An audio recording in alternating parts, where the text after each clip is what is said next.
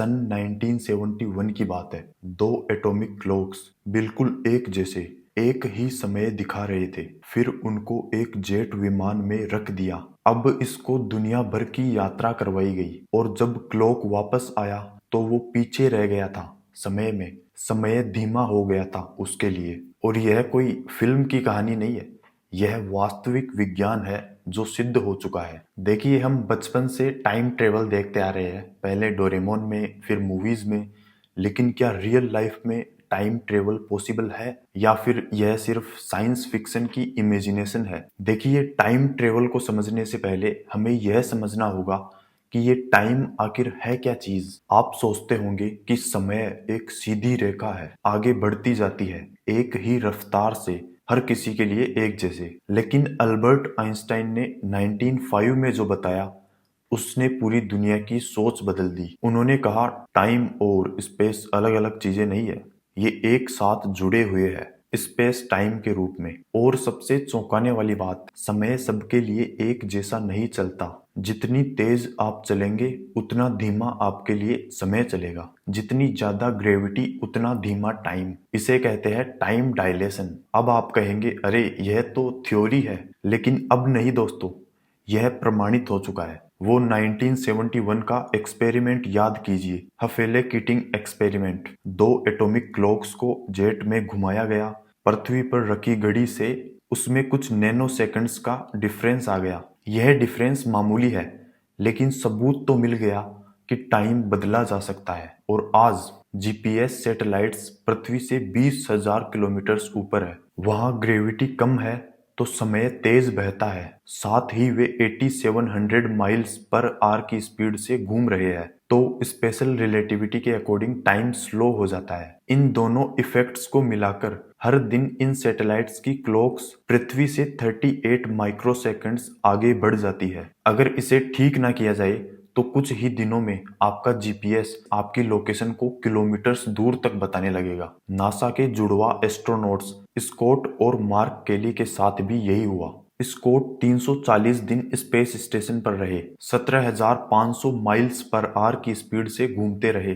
वापस आए तो वो अपने जुड़वा से लगभग 0.01 सेकंड छोटे थे। अब सोचिए, अगर आप लाइट की स्पीड के 99.5% पर 5 ईयर्स का ट्रेवल करें, तो जब आप धरती पर लौटेंगे तो यहाँ 50 साल बीत चुके होंगे। आप अपने बच्चों से उम्र में छोटे होंगे। तो हाँ, फ्यूचर में ट्रेवल करना पॉसिबल है, बस आपको लाइट की स्पीड के करीब ट्रेवल करना होगा। लेकिन क्या हम अतीत में जा सकते हैं? यहीं से मामला पेचीदा हो जाता है। आइंस्टाइन की जनरल रिलेटिविटी कहती है हाँ, थियोरिटिकली पॉसिबल है, लेकिन कैसे? वर्म होल्स, स्पेस टाइम में एक सुरंग जो दो अलग जगहों को दो अलग टाइम्स से जोड़ सकती है। तो इसमें प्रॉब्लम क्या है? वर्म होल को स्टेबल रखने के लिए नेगेटिव एनर्जी चाहिए, ऐसी चीज जो कभी देखी नहीं गई। और अगर मिल भी जाए तो वर्म होल इतनी जल्दी कोलैप्स हो जाता है कि कोई भी चीज उससे पार नहीं जा सकती। दूसरा तरीका है ब्लैक होल्स। तेजी से घूमते हुए ब्लैक होल्स के अंदर theoretically closed time like curves हो सकते हैं,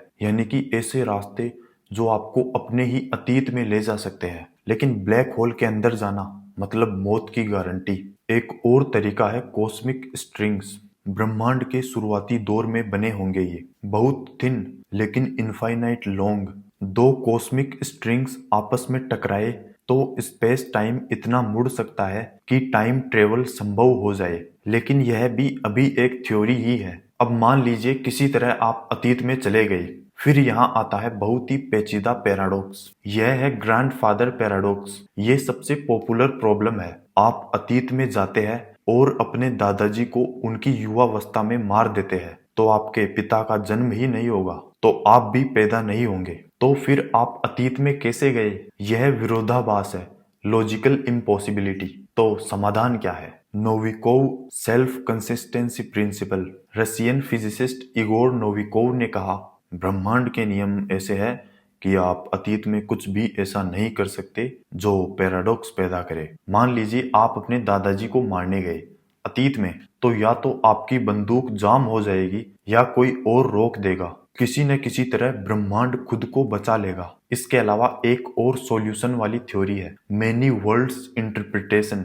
जब आप अतीत में जाते हैं तो एक नई पैरेलल यूनिवर्स बन जाती है। आप उसमें कुछ भी बदल सकते हैं, लेकिन आपकी ओरिजिनल टाइमलाइन सिक्योर रहती है। एमआईटी के साइंटिस्ट्स ने हाल ही में एक प्रयोग किया है। उन्होंने फोटॉन्स को कुछ बिलियंस ऑफ ए सेकंड पीछे भेजा और उन्हें अपने ही पास्ट को डिस्ट्रॉय करने का काम दिया। नतीजा यह हुआ, जितना ज्यादा फोटॉन्स सफल होने के करीब पहुंचा, उतनी ही ज्यादा बार एक्सपेरिमेंट फेल हो गया। मतलब यूनिवर्स में एक बिल्ट इन सेफ्टी मैकेनिज्म है। फिजिसिस्ट स्टीफन हॉकिंग ने एक और सिद्धांत दिया, क्रोनोलॉजी प्रोटेक्शन कॉन्जेक्चर। उन्होंने कहा, नेचर में एक क्रोनोलॉजी प्रोटेक्शन एजेंसी है जो इतिहासकारों की दुनिया को सुरक्षित रखती है। मतलब फिजिक्स के नियम ऐसे हैं कि मैक्रो लेवल पर टाइम मशीन्स बन ही नहीं सकती। जब भी कोई वॉर्म होल टाइम मशीन बनने की कोशिश करेगा, क्वांटम वैक्यूम फ्लक्चुएशंस इतनी एनर्जी पैदा कर देंगे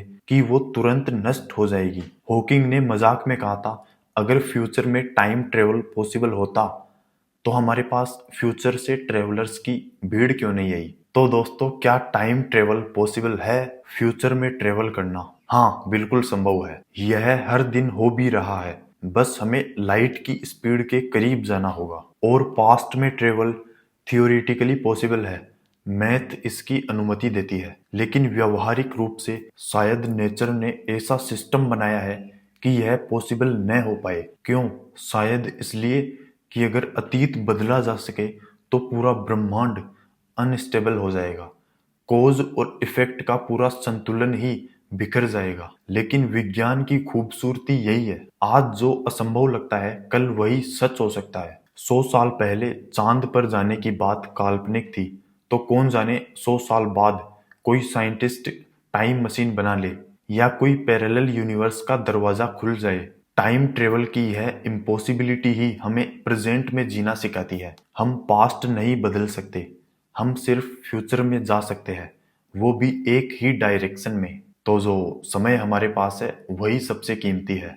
आइंस्टाइन ने हमें यह समझाया कि टाइम रिलेटिव है, फ्लेक्सिबल है, लेकिन उन्होंने यह भी समझाया कि हर मोमेंट प्रीसियस है, क्योंकि एक बार जो समय गुजर गया वो किसी वॉर्म होल से भी वापस नहीं आएगा। तो इसलिए हमें समय का सम्मान करना चाहिए। मैं आपको रिकमेंड करना चाहूँगा, मार्वल की एक सीरीज है लोकी, जिसमें टाइम ट्रेवल और मल्टीवर्स जैसे कंसेप्ट्स है। अगर आपको यह वीडियो थॉटफुल लगा तो लाइक कीजिए, और आपके दिमाग में जो भी सवाल है, विचार है, तो कमेंट्स में लिख दीजिए। और ऐसी ही इंटरेस्टिंग वीडियोस के लिए इस चैनल को सब्सक्राइब कीजिए। मिलते हैं अगली वीडियो में।